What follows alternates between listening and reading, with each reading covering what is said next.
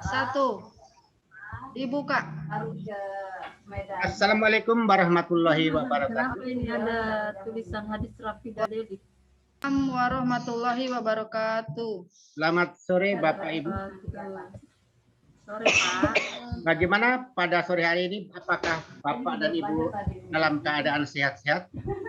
Alhamdulillah Pak. Sehat-sehat. Masih diberikan kesehatan, kekuatan, kesabaran, ketabahan. Ya, alhamdulillah. Lengkap. Kalau semua sehat itu adalah merupakan nikmat yang sangat berharga untuk kita semua. Untuk itu Bu, tidak usah terlalu lama, kita akan mulai materi kita pada sore hari ini, yaitu keterkaitan kerangka dasar kurikulum dengan pendidikan yang memerdekakan. Itu ya Bu, yang apa yang perlu kami sampaikan terlebih dahulu? Ya Pak.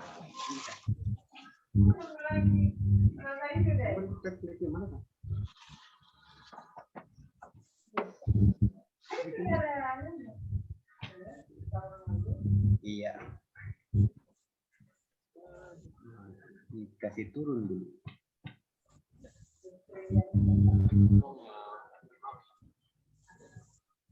Aduh. Mana tadi?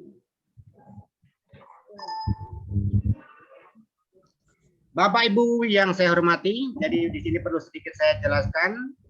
Dan saya mohon maaf apabila nanti pada saat kami menjelaskan ada kata-kata saya yang kurang berkenan. Mohon dimaafkan ya Bu, Bapak. Maaf. Sudah dimaafkan Pak. Iya, jadi ini bagannya seperti ini. Kami mulai dari yang pertama, yaitu setiap satuan pendidikan memiliki wewenang untuk menyusun visi dan misi, tujuan sekolah, kebijakan sekolah, terkait kurikulum pembelajaran dan asesmen. Nah, ini Bu ya, yang perlu saya jelaskan, bahwa suatu sekolah itu harus memiliki visi dan misi ataupun tujuan.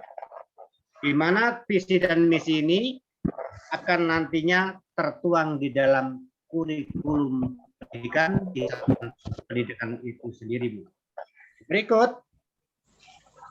Berikutnya kita pada pindah prinsip pembuatan ya. Prinsip pembelajaran dibuat dengan mempertimbangkan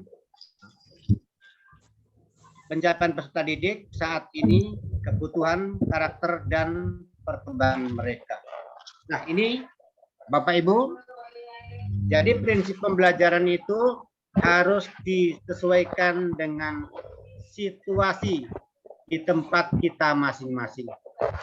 Oleh karena itu, di dalam merumuskan kurikulum ini perlu adanya pihak-pihak terkait yang terlibat di dalamnya. Perkembangan mereka, pembelajaran yang relevan dan berorientasi pada masa depan yang berkelanjutan. Berikut, kemampuan yang dimiliki oleh peserta didik, asesmen dibuat secara adil, valid, dan dapat apa ini?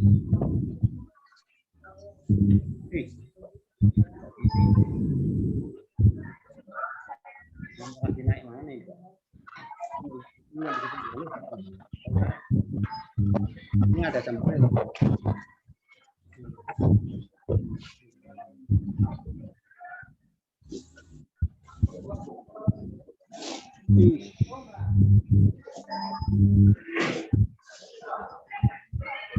Berikut Bapak Ibu sekalian.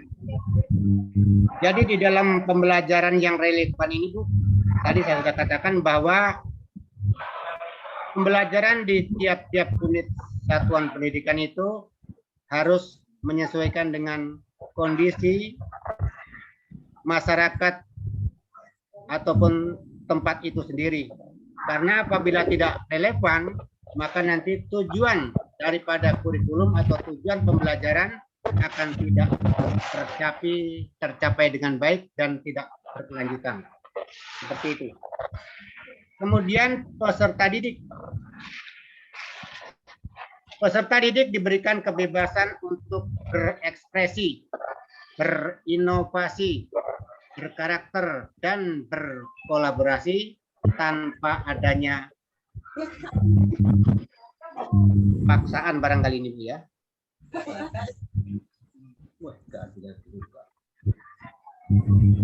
Berikut.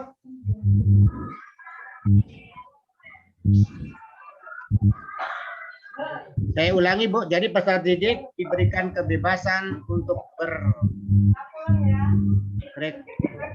berekspresi, berinovasi, berkarya, berkarakter, dan berkolaborasi tanpa adanya paksaan dan ancaman hukum. Nah, di sini dulu saya jelaskan sedikit bahwa peserta didik yang sekarang berbeda dengan yang zaman penjajahan. Kalau zaman penjajahan, seperti yang dijelaskan oleh pemateri yang tadi, bahwa anak-anak ada yang tidak bisa sekolah karena saat itu untuk bersekolah itu sangat sulit. Nah, sekarang pada saat pendidikan sekarang ini, kita diberikan kemerdekaan, bebas belajar, tanpa adanya ancaman dan tanpa adanya paksaan. Sebelum lanjut, barangkali ada yang perlu bertanya, Bu. Silakan, Bapak Ibu.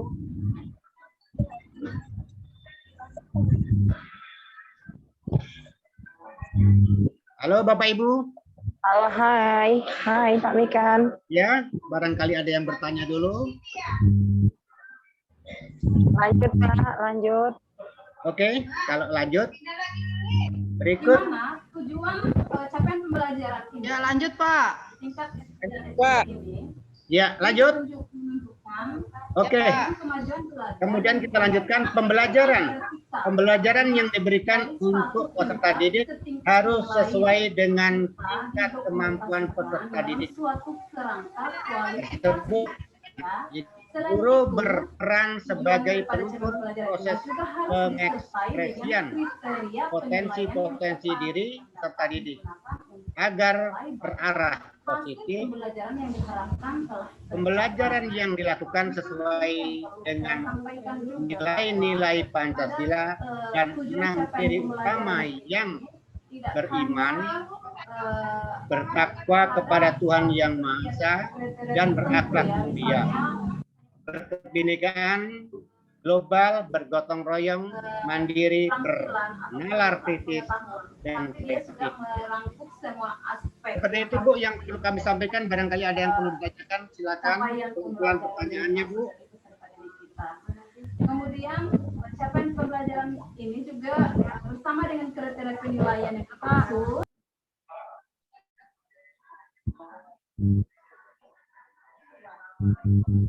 Halo, Bapak Ibu. Hai. Siapa yang ingin bertanya, kami persilakan. Waktu kami persilakan. Oke, Pak, saya bertanya dulu, Pak. Iya. Mengenai struktur kurikulum di satuan pendidikan. Dapat diidentifikasi Ini Pak, mengapa dalam kurun waktu tertentu kurikulum sekolah, terutama kurikulum pendidikan dasar itu harus selalu ditinjau kembali untuk dikembangkan atau diperbaharui? Kenapa harus dikembangkan atau diperbaharui? Kenapa tidak kurikulum itu? Itu saja. lanjut ya. Halo, Bu, ada suara berisik ini. Suara dari mana ini, Bu?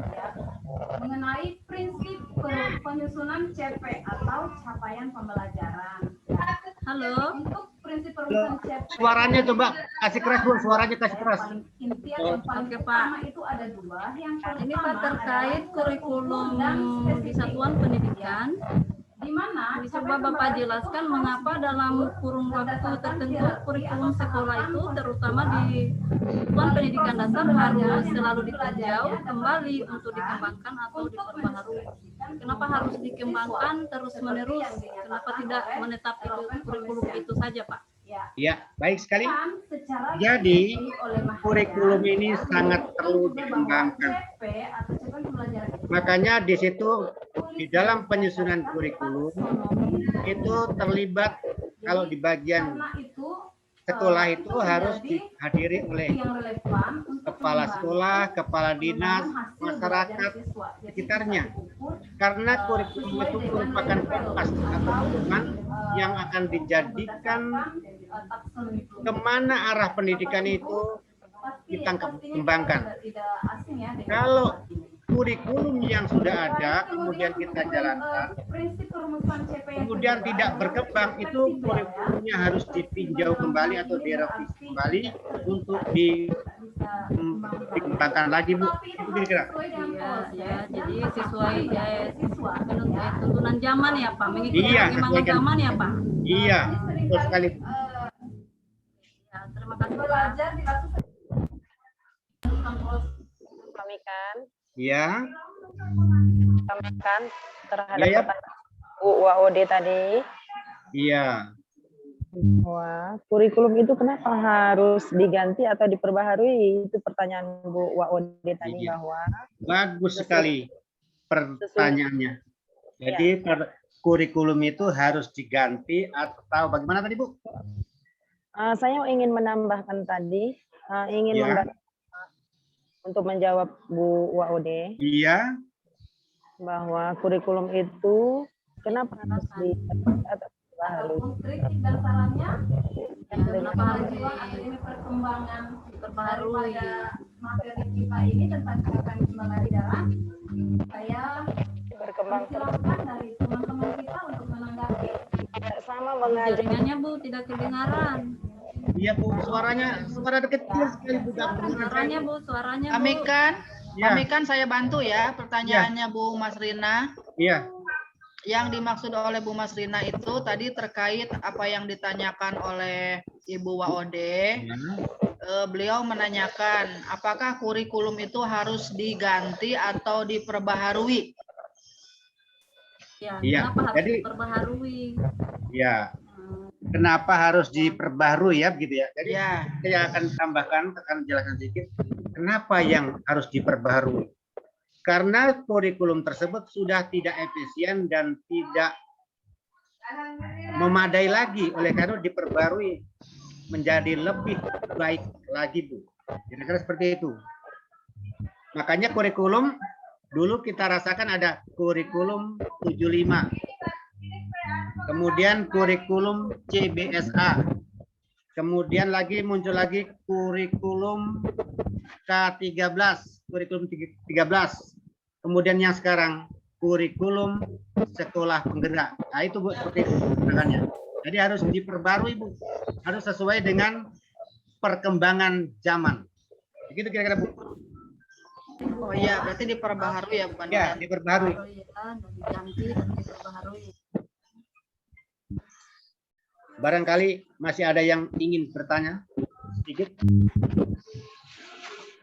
Sudah cukup Pak. Untuk Alhamdulillah. lanjut di peserta lain untuk Ustaz, Pak Zain, mana Pak Zain? Barangkali mau ada yang mau ditanya sebelum ditutup. Tadi Pak Zain, halo. Patian. Pak Tian, mana Pak Tian? Halo Pak Tian.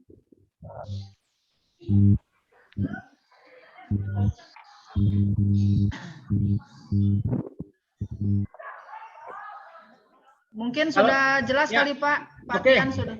Kalau sudah jelas semuanya, mungkin ada 2 pertanyaan secara lisan ini, mohon kiranya bisa dijawab nanti siapa saja yang bersedia untuk menjawab. Pertanyaan yang pertama. Apakah kurikulum itu bisa dibuat sendiri? Silakan jawab, Bu. tidak. Tidaklah Pak, tidak dibuat sendiri Pak. Yang buat adalah pusat. Kita tinggal Ya. mengembangkannya Pak. Iya, terima kasih. Mungkin yang dimaksud bukan dibuat Pak, tapi dirancang.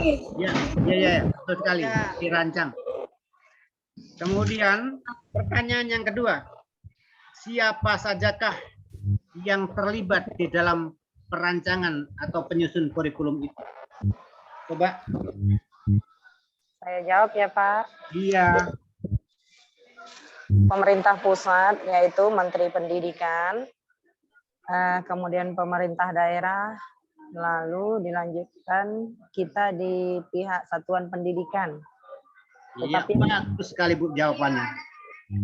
Bapak dan Ibu sekalian yang kami hormati, mungkin pada kesempatan hari ini